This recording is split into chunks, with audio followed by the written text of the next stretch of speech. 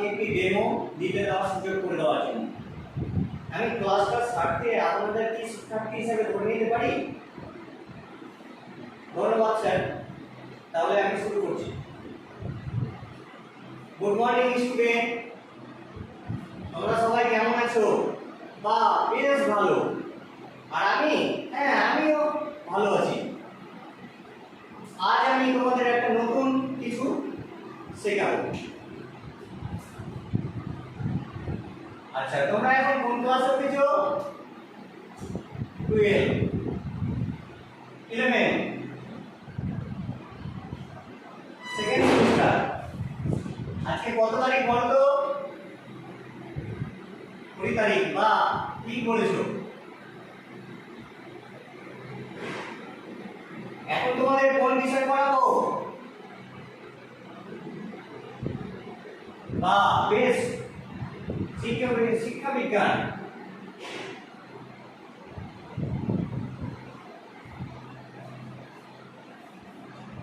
আচ্ছা, আজকে তোমরা যে এত বড় হয়েছো, তোমরা কি এত বড় হয়ে জন্মগ্রহণ করেছো? জন্মাওনি তো? যখন তোমরা জন্মগ্রহণ করো তখন প্রত্যেকে ছোট ছিলে, তাই তো? আচ্ছা, তোমরা কি এই বড় হতে হতে একদম বড় হতেই থাকবে? না, ঠিক বলেছো, তোমরা বড় হতেই থাকবে না। যদি এভাবে বড় হতেই থাকতে তাহলে একবারে আকাশ ছুঁয়ে যেত। তো তোমরা এখন কোন ক্লাসে পড়ছো? 11-এ। তোমাদের বয়স মোটামুটি 15, 16, 17 এরকম। তো তোমরা তো বড় হয়েছো, বড় হওয়ার সাথে সাথে তোমাদের আকার আয়তনও বেড়েছে। তো এই যে বেড়ে যাওয়াটাকে কি বলা হয় কেউ বলতে পারবে? ব্যাস, হাত তুলেছো। সুমন, তুমি বলো। বৃদ্ধি, ঠিক বলেছো। আচ্ছা, আরেকটা জিনিস খেয়াল করো তো,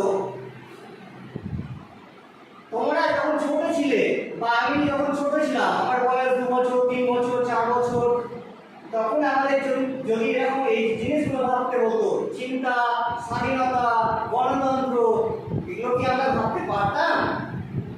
না, ভাবতে পারতাম না। কিন্তু এখন আমরা এগুলো কি ভাবতে পারি, তাই তো? হ্যাঁ। তাহলে আমাদের যে বেড়ে যাওয়ার সাথে সাথে অন্যান্য দিকের যে উন্নতি হচ্ছে, বোঝা যাচ্ছে তো? তার জন্য আমরা এগুলো জানতে পারছি।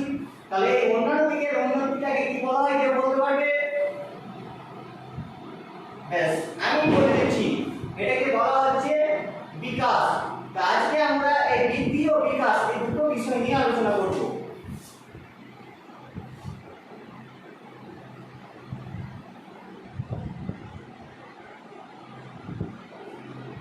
আচ্ছা, প্রথমে আমরা বৃদ্ধি এই জিনিসটা কি সেটা জানি। বৃদ্ধি, এটাকে ইংরেজিতে বলা হয় গ্রোথ। দৈহিক আকার আয়তন যে বেড়ে যাচ্ছে, এই দৈহিক আকার আয়তন বেড়ে যাওয়াটাকে বলা হয় বৃদ্ধি। আর এই দৈহিক আকার আয়তন বৃদ্ধির সাথে সাথে অন্যান্য দিকের, যেমন বৌদ্ধিক, দৈহিক, তখন দৈহিক হলো যার সাথে সামাজিক, মানসিক, পাঠ্যিক, অন্যান্য এইসব দিকগুলো যদি উন্নতি হয় তখন সেটাকে আমরা বলা হয় বিকাশ। বিকাশকে ইংরেজিতে বলা হয় ডেভেলপমেন্ট। এই দুটো বিষয়ের মধ্যে প্রথমে আমরা বৃদ্ধি জিনিসটা কি সেটা নিয়ে আলোচনা করছি। তো বৃদ্ধি জিনিসটা কি সেটা জানবে তো? তোমরা বলতে পারবে? আচ্ছা বলো তো, কে কে বলতে পারবে? আচ্ছা সুমনা, তুমি বলো। ঠিক বলেছো, দৈহিক আকার বা আয়তন যে বেড়ে যাচ্ছে এটাকে বলা হয় বৃদ্ধি। এবার আমরা বৃদ্ধির বৈশিষ্ট্য নিয়ে আলোচনা করব।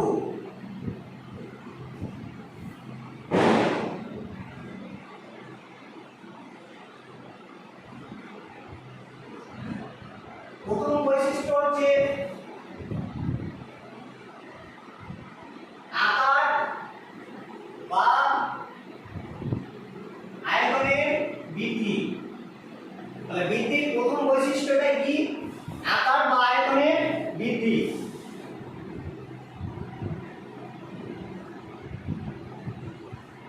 বৃদ্ধি পরিমাপযোগ্য। আমরা বৃদ্ধি পরিমাপ করতে পারবো? যদি বলা হয় যে তোমাদের হাইট কত, তোমাদের ওজন কত, এগুলো পরিমাপ করতে পারবে তো?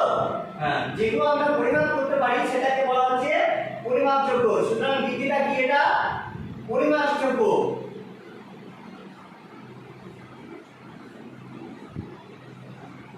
বৃদ্ধি সহজাত, অর্থাৎ বৃদ্ধি নিজে থেকেই হয়।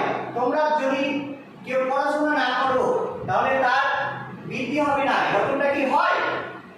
তা নিশ্চয় হয় না। সুতরাং বৃদ্ধিটা যে পড়াশোনা করে তারও বৃদ্ধি হয়, যে পড়াশোনা করে না তারও বৃদ্ধি হয়। সুতরাং বৃদ্ধিটা হচ্ছে সহজাত।